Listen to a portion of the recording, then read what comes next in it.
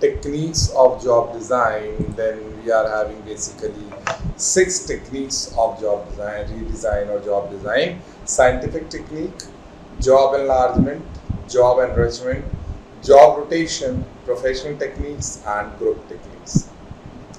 Let's understand them one by one. Scientific techniques basically means basic objective of this technique is to maximize the organizational productivity by maximizing employee efficiency. This results in a more specialized job that has a shorter job cycle, which is the required time to complete every duty in the job for once.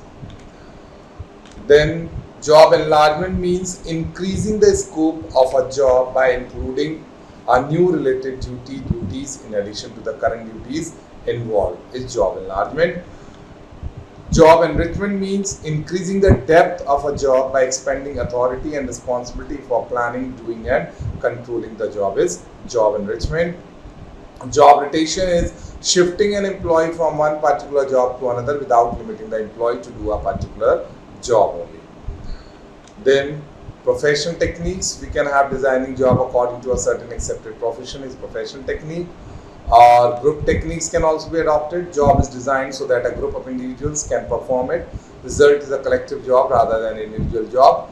Now these are the elements of job design. They can be categorized into 2 parts: official elements and behavioral elements. When we talk about official elements, then we are talking about elements like division of labor, breaking jobs into their smallest components part and employing separate different persons to do each part separately.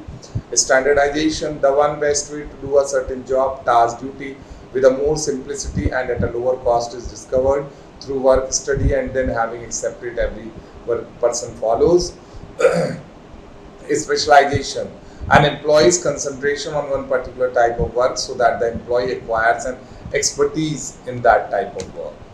Behavioral elements, skill variety, the extent to which the job requires use of different skills. Task identity, the extent to which the job involves doing some complete piece of work. Task significance, the extent to which the job has an impact on other people's work. Autonomy, the degree of independence and freedom the job holder has. Feedback, the extent to which clear information results in respect of individual efficiency and effectiveness is provided. Now these are the difference between efficiency elements and behavioral elements. Efficiency elements, greater specialization, less variety, less task identity, low task significance, minimum autonomy.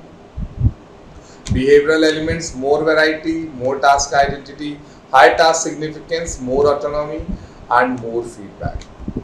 Now this is the relationship between productivity and specialization. When work is given as per the specialization, productivity increased. This is the curve showing that as specialization is being properly followed, productivity also increasing. Now, what is HRM specialists do? There should be a trade-off between efficiency elements and behavioral elements. Both the elements should be taken into consideration equally, or a balance should be there between both of them. Trade-off between efficiency elements and behavioral elements, it is more likely that making the job more productive by using more efficiency elements causes it to be less satisfying. Making the job more satisfying by using more behavioral elements more likely proves to be less productive. What should HR specialists do? There should be a trade-off between efficiency elements and behavioral elements. Now this is employee job fit concept. Employee, technical and the competencies, physical ability, values, expectations, job, tasks, duties, responsibilities, working conditions and arrangements.